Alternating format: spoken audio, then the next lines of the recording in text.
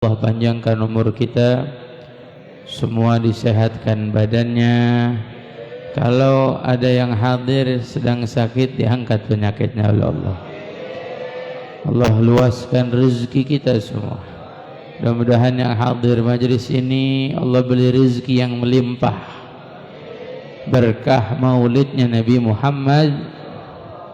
Malam ini kita memperingati maulidnya Nabi, tanda cinta kita kepada Nabi Muhammad SAW.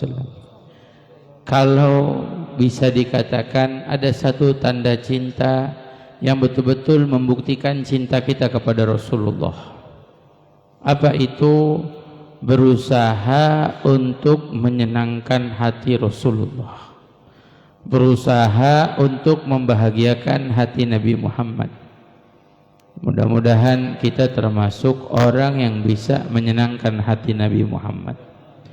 Sama kayak kita cinta sama orang tua, pasti kita berusaha ingin menyenangkan hati orang tua. Cinta sama pasangan kita, berusaha ingin menyenangkan pasangan kita. Begitu juga cinta kita kepada Rasulullah. Perlu usaha, perlu bukti, perlu tanda. Agar apa? Agar Rasulullah betul-betul senang dengan kita, bahagia. Wa yaj'alullah lana qurrata 'ain lin Nabi Muhammad sallallahu alaihi wasallam, dan Allah jadikan untuk kita semua, kita adalah kebahagiaan hati Nabi Muhammad. Artinya menjadi umat yang membanggakan hati Rasulullah. Seperti Rasulullah sallallahu alaihi wasallam katakan di hari kiamat nanti, inni ubahi bikumul umam yaumil qiyamah. Saya bangga, saya senang, kata Rasulullah, dengan umat-umat saya nanti di hari kiamat. Makanya hadirin hadirat, kalau kita cinta pada Rasulullah, kita sayang pada Rasulullah, buktikan, usahakan untuk menyenangkan hati Rasulullah.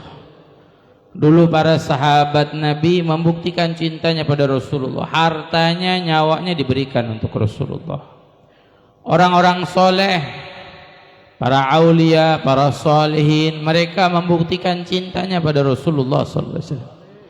Kita pun yang hidup di zaman ini, kita harus berusaha membuktikan cinta kita kepada Nabi Muhammad. 3 aja pesan saya, 3 ini kita jaga. Yang pertama, jalankan perintah Allah dengan sebaik-baiknya. Yang wajib jangan ditinggalkan, yang wajib dilaksanakan, betul-betul dijaga.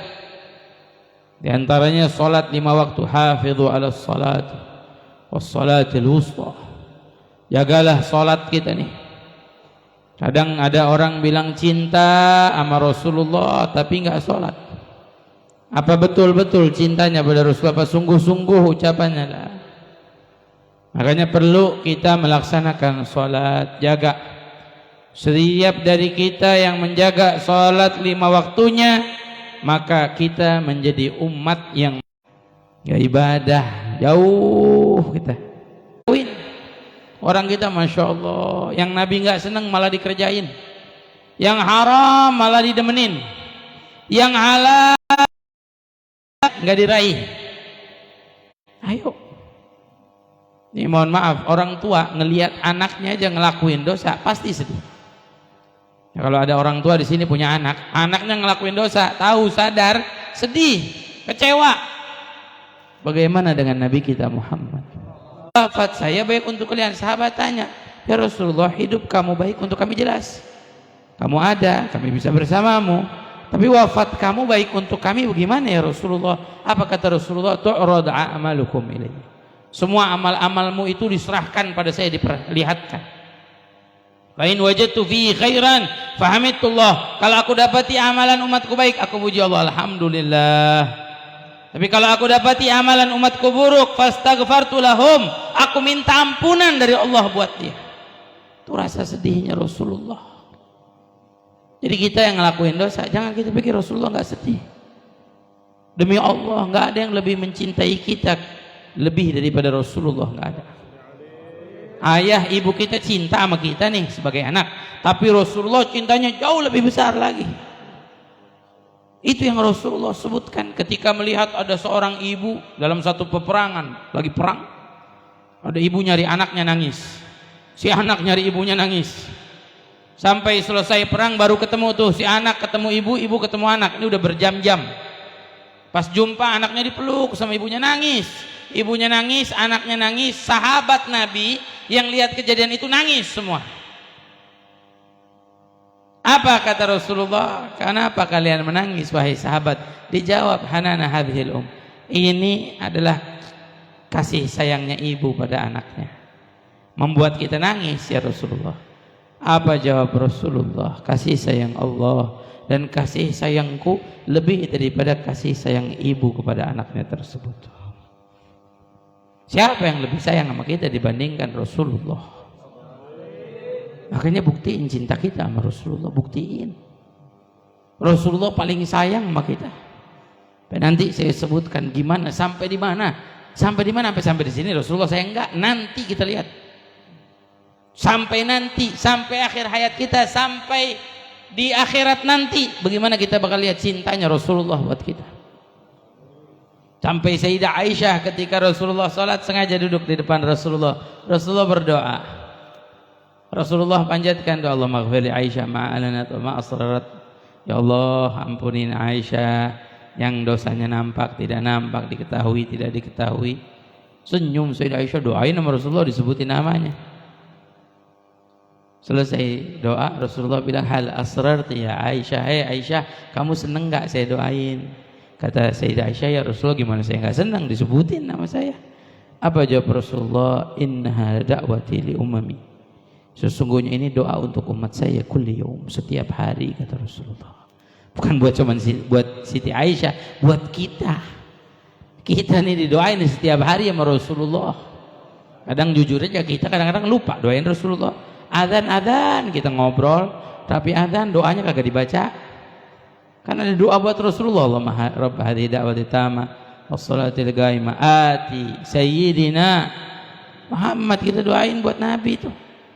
Orang kita sibuk sama urusan, yang sibuk di jalan, yang sibuk kerja, yang sibuk masak, yang sibuk nonton. Orang kita, padahal Nabi paling cinta sama kita.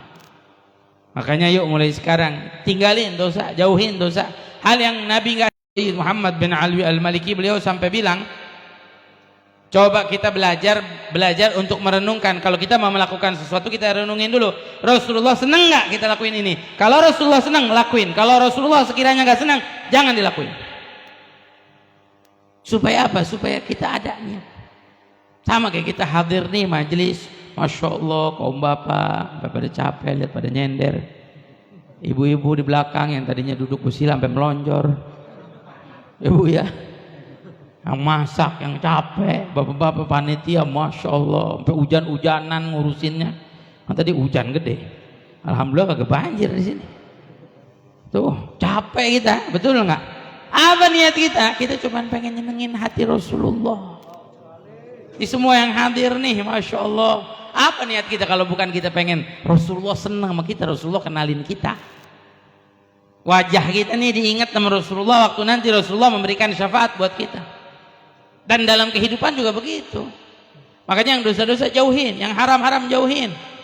Anak-anak perempuan, yang laki, yang muda-muda, jauhin yang dosa-dosa.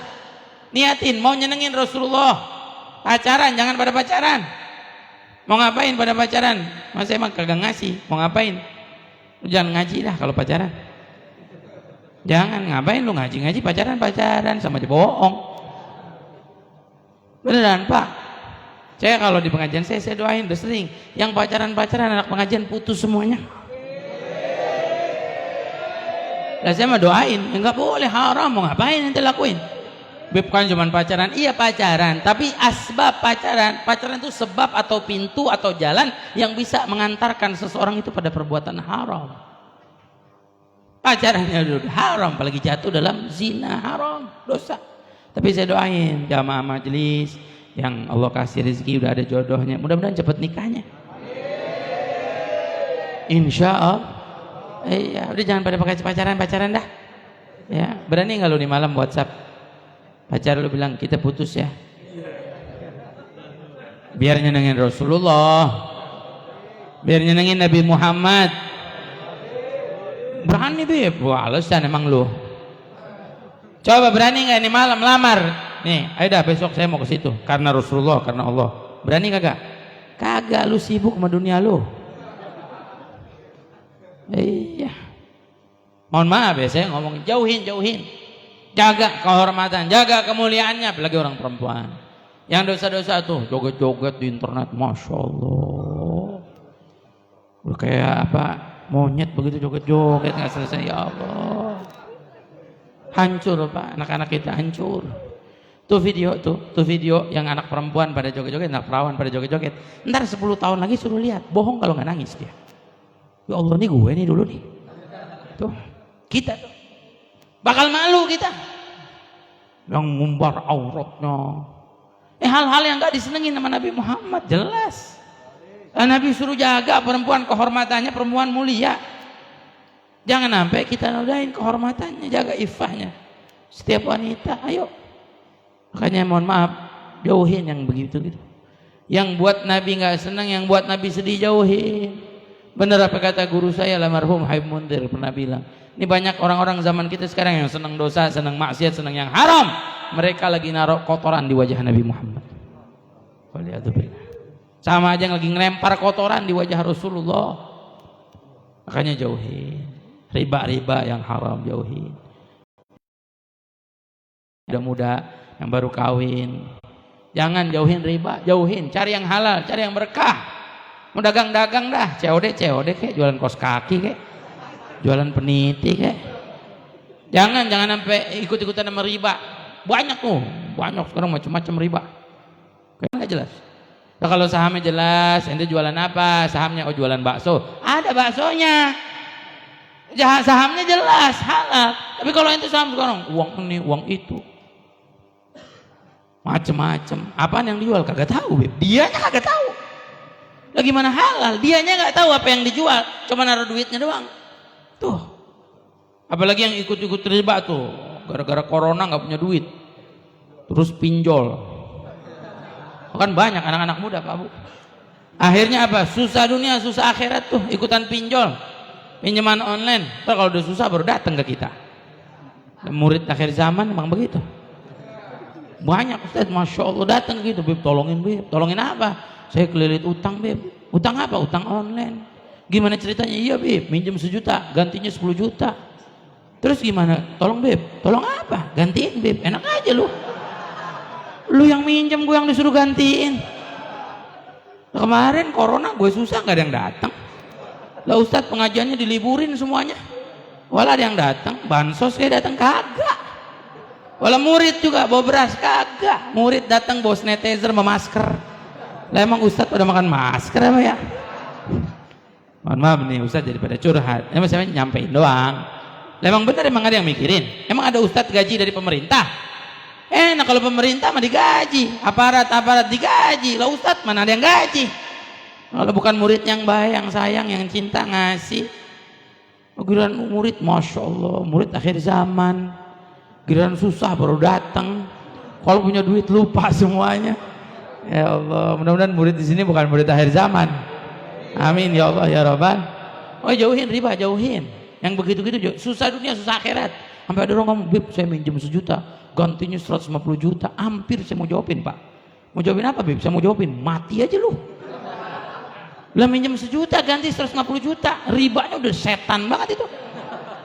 Zaman dulu lintah darat apa namanya, rentenir, minjem 1 juta paling ganti 1.500.000, paling mahal 2 juta.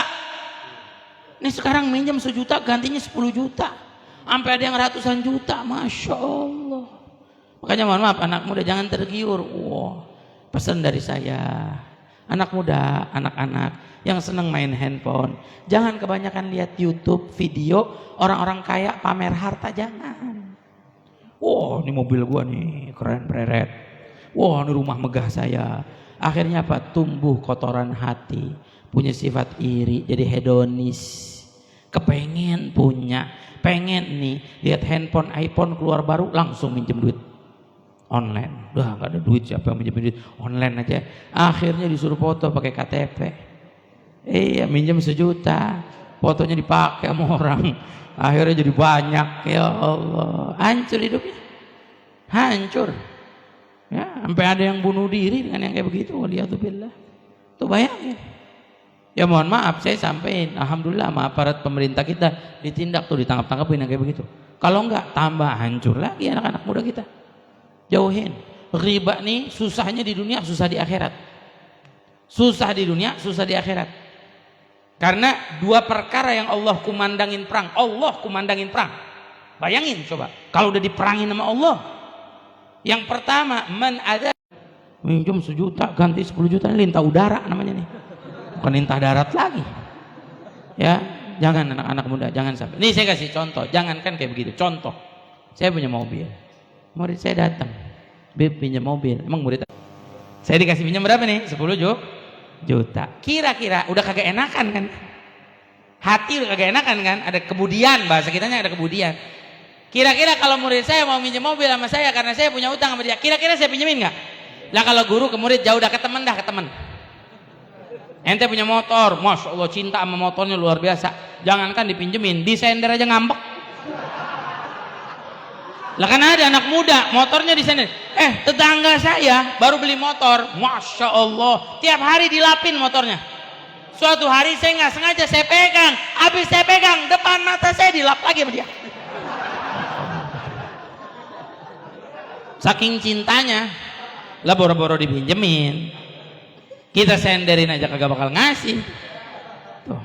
Nah kira-kira nih teman minjem gak dikasih, tapi punya urusan, punya utang. Kira-kira minjem dikasih nggak? Karena nggak enak pasti dikasih. Bener nggak? Itu haram, riba. Kenapa kok riba? Biasanya nggak pernah ngasih. Karena kita punya utang sama dia, kita ngasih, itu namanya manfaat lebih. Nggak boleh. Contoh kayak begitu aja jadi riba. Padahal bukan lebih uang loh. Saya kasih contoh, saya punya duit, murid saya datang, Beb pinjam duit, berapa? 100 ribu nih, saya kasih 100 ribu, tapi tolongin dong, kepala saya sakit nih, masuk angin, tadi kehujanan, bisa nggak pijitin dikit aja, itu haram, riba, nggak boleh. Mau minjemin, nggak usah pakai syarat, nggak usah pakai manfaat lebih, itu yang halal. Kenapa saya sampaikan begitu? Karena ini semua jauhin kita dari Allah, dari Rasulullah. Makanya banyak orang suka ngeluh, Beb saya ibadah nggak khusyuk-khusyuk, Beb saya sholat kagak khusyuk-khusyuk, Beb saya ibadah nggak istiqomah, Beb saya ngaji kagak bener-bener, Beb saya hati sumpah aja, gelisah aja. Karena hidup kita terikat dengan yang tidak diridhoi oleh Allah, oleh Rasulullah. Jauhin. Kalau cinta sama Rasulullah jauhin, niatin. Yang masih punya urusan dengan itu, selesai dah, jangan lagi. Selesai dah. Biar kita hidup kita tenang, dunia tenang, akhir selamat dunia, selamat akhir. Ayo. Ya mohon maaf, mungkin omongan saya kagak kepake, kagak manfaat. Tapi coba nanti suatu saat dapat masalah seperti itu, insya Allah omongan saya manfaat. Yang ketiga, sunnah Nabi jangan ditinggal. Amalin. Hidupin sunnah Nabi. Cinta sama Nabi, ayo hidupin sunnah Nabi. Yang gampang-gampang dah, masuk masjid kaki kanan, keluar masjid kaki kiri, baca doanya. Mau makan tangan kanan duduk. Masuk rumah kaki kanan, keluar kaki kiri. Masuk kamar mandi kaki kiri, keluar kaki gampang, simple. Tapi jangan kita anggap gampang. Karena sunnah Nabi. Dalam hadis qudsi la yazalu 'abdi yataqarrabu ilayya bin nawafil hatta uhibbah. Tidaklah seorang hamba yang mendekatkan diri kepada Allah dengan mengamalkan sunnah sampai dapat cintanya Allah. Dapat cinta, bayangin. Makanya orang-orang soleh dahulu mereka mengejar sunnah. Wah, sunnah didahulukan, diutamakan. Setelah wajib pasti sunnah dikejar. Karena tahu keistimewaan sunnah, kemuliaan sunnah. Orang sekarang banyak ninggalin sunnah, nganggap enteng, nganggap remeh. Cuman bilang hanya sunnah. Cuma sunnah, nggak apa-apa. Begitu bahasanya. Padahal ini sunnah Nabi kita Muhammad. Satu dah yang gampang nih. Contoh ya, satu yang gampang. Anak-anak laki, orang laki ini bapak-bapak semua anak laki, sholat Jumat pakai putih-putih. Putih-putih baby ya, sunnah. Sholat Jumat tuh sunnahnya putih. Kalau sholat lain terserah. Kadang-kadang orang kita masya Allah sholat Jumat pakainya menor-menor kayak ibu-ibu pengajian. Ada yang pakai bajunya merah, kuning, hijau kayak lampu merah. Ada anak muda sholat bajunya gambar tengkorak, yang sholat belakang aki-aki sampai lompat. Ayo sholat Jumat putih-putih. Sampai ada ulama mengatakan tidak termasuk tolabul ilmi yang mengamalkan ilmunya. Jadi dikatakan tolabul ilmi ini tidak mengamalkan ilmu. Anak pengajian gak ngamalin ilmu kalau sholat Jumat gak pakai putih. Bayangin sampai begitu. Kita ngaji nggak disebut kita ngamalin ngaji kita kalau sholat Jumat kita nggak pakai putih. Putih itu sunnah Nabi. Sampai Al-Imam At-Tirmidzi meriwayatkan dalam Syama'il, ahabu thiyab, paling dicintai baju inda Rasulillah, ama Rasulullah sallallahu alaihi wasallam, gamisun abyad, baju gamis warnanya putih. Coba ayo hidupin kita hidupin sunnah Nabi yang banyak ditinggal orang. Bib, saya kerja, baju kerja saya warnanya ungu. Ya nggak apa-apa. Nggak apa-apa, mau ungu, mau hijau, mau oranye. Nggak ada masalah. Tapi pas sholat Jumat coba beli gamis, beli yang lebaran dikit dah. Beli gamis lebaran dikit, pakai tuh. Mau sholat pakai. Lepas sholat lepasin lagi. Tapi dalam hatinya ada perhatian, ada cinta pada Rasulullah. Dia mau ngamalin sunnahnya Rasulullah. Makanya Bu, beliin suaminya gamis putih. Setuju nggak Bu? Bu? Ibu-ibu pada tidur. Bu, ada ibu-ibu nggak? Bu, suaminya beliin gamis putih yang keren. Bib, nggak ada gamis. Gamis pakaiannya Ustadz. Suami saya minder. Kata siapa? Gamis ini pakaiannya Rasulullah. Gamis pakaian orang Arab. Kata siapa? Gamis ini sunnahnya Nabi Muhammad. Pakai, jangan malu. Saya ke mall-mall begini kagak ada urusan. Kemarin ngisi di Puri Kembangan begini, yang ngisi acara. Gini saya nggak ada urusan, orang pada ngeliatin. Nih dari mana nih orang ya? Ya masuk mall pakai gamis, pakai jubah. Daripada liatin saya masa bodoh. Apa urusannya sama lu? Gue yang punya baju. Lalu pada telanjang gue kagak urusin, biasain aja. Betul nggak? Lah orang pada kekurangan bahan bajunya. Yang di mall-mall gue kagak urusin, mau ngapain? Ngeliatin juga kagak mau ngapain gue? Ya gue terus apa urusannya sama lu? Lah gue bangga dong, ini pakaiannya Nabi Muhammad. Ini bajunya Nabi yang gue pakai. Gue pakai juga bukan sekedar pakai, dapat pahalanya insya Allah bangga. Kita bangga dengan atribut Nabi, sunnahnya Nabi. Orang kafir bangga dengan atributnya, masa kita nggak bangga? Coba yuk praktekin. Bib, nggak ada gamis, ya udah dah. Kalau nggak ada gamis, pakai baju koko putih, sarung putih. Beliin Bu sarung, bapak-bapak BHS beliin. Amin. Berarti kalau ibu beliin sarung suaminya BHS, ibu duitnya banyak. Amin ya robbal. Bener nggak? Ya udah kalau nggak ada BHS ya apalah, terserah, sapir kayak sapur kayak serah. Ya beliin. Nggak ada Beb, ya udah baju koko putih dah Pak. Sholat Jumat pakai baju koko putih. Nggak ada Beb, ya udah dah pakai peci putih. Nggak ada juga gigi dah biar putih. Nggak sama sekali. Ya Allah. Ya. Karena mohon maaf, jujur kita jauh dari cahaya Nabi, jauh dari sunnah Nabi kita. Kalau pengen kita jalan di cahaya Nabi, ikutin sunnahnya, amalin. Dari yang gampang tuh pakai gamis, pakai baju putih-putih, sholat tuh. Saya sampai kemarin dikirimin foto guru saya yang maulidnya tadi kita baca. Saya punya guru Al-Habib Umar bin Muhammad bin Salim bin Hafid di Hadramut. Saya sampai dikirimin foto, Masya Allah, makin tambah cinta saya. Beliau sosok orang yang cinta sama Rasulullahnya luar biasa. Saking cintanya sama Rasulullah, itu Jumatan putih-putihnya nggak pernah tertinggal. Sampai kemarin saya lihat, Masya Allah, sempurna putihnya. Sampai apa? Semua pakai putih-putih, semua putih. Sarung putih, gamis putih, jubahnya putih, syalnya putih, sorban imamahnya putih, pecinya putih. Sampai mohon maaf, sendalnya putih, tongkatnya putih Pak. Sampai mohon maaf, cincinnya putih. Saking mengamalkan sunnahnya Nabi Muhammad. Kita kadang-kadang ya Allah jauh dari sunnah Nabi. Ayo, ini pesan saya buat jamaah. Ya, pakai putih-putih. Ibu-ibu kagak sholat Jumat. Ya ibu-ibu jangan sholat Jumat. Ya kalau di Mekah mau sholat Jumat silakan, boleh aja. Ya dalam fikih Imam Syafi'i boleh, tapi tidak diminta untuk sholat Jumat. Yang laki ini yang penting. Ini anak hadroh, awas lu ya. Lu sholat pakai baju hadroh. Gua ngambek gua. Yang kedua, sunnah Nabi juga jangan ditinggal. Mumpung ngaji di sini.